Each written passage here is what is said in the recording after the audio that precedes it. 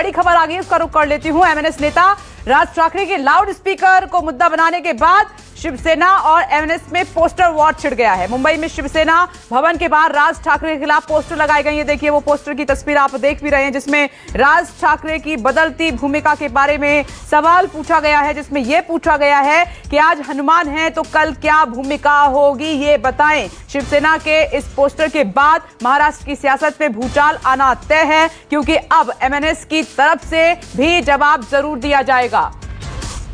तो आप देख रहे हैं, ये तो होना ही था, ये तो होना ही था। जब राज ठाकरे ने स्टेट में दी, शिवसेना ने कहा कि हमें हिंदुत्व मत सिखाइए, हमारे तो खून में बसा हुआ है। अब तो पोस्टर वॉर शुरू हो गया है। तो आप देख रही हैं अनिला सिंह जी, ये है कहीं से शुरुआत होती है और उसका अंजाम क्या होता है। और इन सब में जो मूल मुद्दे हैं देश के, वो छिप जाते हैं, जो समस्याएं हैं वो छिप जाती हैं।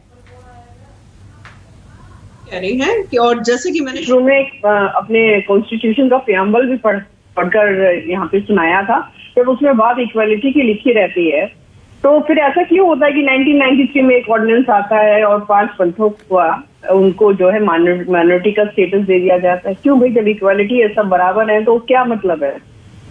यहाँ पर 1995 में जो वक्फ बोर्ड होता है उसमें बहुत सारे चेंजेस ऐसे लेकर आ जाते हैं कि कोई हिंदू की प्रॉपर्टी के ऊपर उंगली रख दी जाए तो वो जो है वक्फ की हो जाएगी। ऐसा क्यों होता है? यहाँ बारंबार ऐसे कदम उठाए गए हैं कि जहाँ पे अपीजमेंट की पॉलिटिक्स की गई है, हिंदुओं को टारगेट किया गया, उन्हें कॉर्नर किया गया, क्योंकि वोट बैंक की पॉलिटिक्स लोगों को करनी थी। क्यों किया इन लोगों ने? कांग्रेस तो राज ठाकरे की पार्टी को बीजेपी की बी टीम बता रही है महाराष्ट्र में, कि उनके इशारे पर ये सब कुछ हो रहा है। ऐसी स्टेटमेंट वो बीजेपी के इशारे पर दे रहे हैं। भारतीय जनता पार्टी को किसी एबीसीडी किसी भी टीम की आवश्यकता नहीं। हम अपने आइडियोलॉजी के साथ खड़े हैं, निरंतर कार्य कर रहे हैं। हमारे लिए राष्ट्र सर्वोपरि है, राष्ट्र सर्वोपरि है। हम सभी धर्मों का सम्मान करते हैं, परंतु अगर कोई ये कहे कि आप सभी धर्मों का आप सम्मान करते हैं पर हिंदुओं की बात नहीं करो, एक बार नहीं 100 बार करें। हमेशा से हिंदुओं को टारगेट किया गया। हमारे देश में 80% की आबादी वालों को हमेशा नीचा दिखाया गया। सर्वधर्म वाला देश है हिंदुस्तान, ऐसे में क्यों टारगेट किसी को किया जाएगा?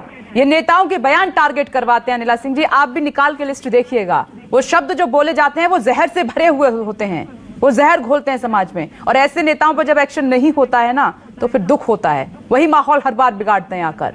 सैफ खान जी, आप उंगली उठा रहे थे, क्या कहना चाह रहे हैं आप? बोलिए जल्दी से। देखिए, मैं बड़ा आश्चर्य होता है मुझे, अभी कांग्रेस के ऊपर ही कह रहे थे कि वो हिंदुओं की आस्था नहीं, पहले एक्शन तो ले लीजिए अपने किसी बड़े नेता पर, तब आप दूसरे पर उंगली उठाइए कि हमने तो देखिए हमारे नेताओं ने विवादित बयान दिया, हमने एक्शन लिया, आपने लिया क्या? तब उंगली उठाइएगा तो सूट करेगा। सैफ खान जी, बिल्कुल लिया, बिल्कुल एक्शन लिया। हमने जो है उनको निष्कासित भी किया, काफी लोगों को ऐसा जो है जो स्टेटमेंट देते। बहरहाल मैं आपको सबसे पहले इसलिए शुरुआत कर रहा हूँ ये बताना चाहता हूँ कि यहाँ रिएक्शन चाहूंगी मैं आपका। अरे चैनल पे बैठ के बात जो अलग होती है, हिंदुओं की आस्था को जो है, हिंदू खतरे में, 80% आबादी खतरे में, और कहते हैं हम कांग्रेस ने जो है हिंदुओं की आस्था के ऊपर किया। साहब, ये कौन बोलता है? गणेश भगवान जी प्लास्टिक सर्जरी का एग्जाम्पल है। नहीं, सैफ खान जी, मैं आपको एक बात बताती हूँ। हिंदुस्तान नेताओं के जो विवादित बोल हैं, जो हेट स्पीच है ना, उससे खतरे में है, एक्चुअली उससे खतरे में है, और यही बयान माहौल खराब करते हैं। जल्दी से आपका रिएक्शन। सुधीर जी, आप उंगली उठा रहे थे जब राजीव रंजन ने मुलायम सिंह यादव का वो वक्तव्य याद दिलाया, आप उंगली उठा रहे थे, जल्दी से कोई रिएक्शन। याद नहीं दिलाया, तो अभी उनके पास समय है, वो वक्तव्य याद दिलाना चाहे तो दिला सकते हैं। हम ये कह रहे, कोई भी पार्टी एक निरंतरता होती है, उसमें आदमी का महत्व नहीं होता, वो निरंतरता होती है। और उसी आइडियोलॉजी का असर है जो समाजवादी पार्टी की आइडियोलॉजी है कि आज हम विधानसभा में सभी वर्गों का, सभी जातियों का, चाहे वो माइनॉरिटी हो, चाहे वो मेजोरिटी हो, चाहे दलित हो, सबका प्रतिनिधित्व करते हैं। और ऐसी शायद कोई पार्टी अभी उत्तर प्रदेश में नहीं है जिसके पास जो सबका प्रतिनिधित्व करती हो, चाहे कोई भी पार्टी। बहुत सही सुधीर जी, बहुत सही, बहुत सही, बहुत सही जवाब दे रहे हैं आप। प्रभाकर मिश्रा, कम वक्त है, बेहद कम शब्दों में जवाब चाहती हूँ। क्या वक्त नहीं आ गया है कि अदालत को भी गंभीर होना पड़ेगा? किसी भी पार्टी का नेता, कोई भी आदमी हेट स्पीच देता है, ऐसे बोलता है जिससे नफरत फैले और समाज बटे, उस पर तुरंत एक्शन होना चाहिए, इसे बरी नहीं होने चाहिए। वो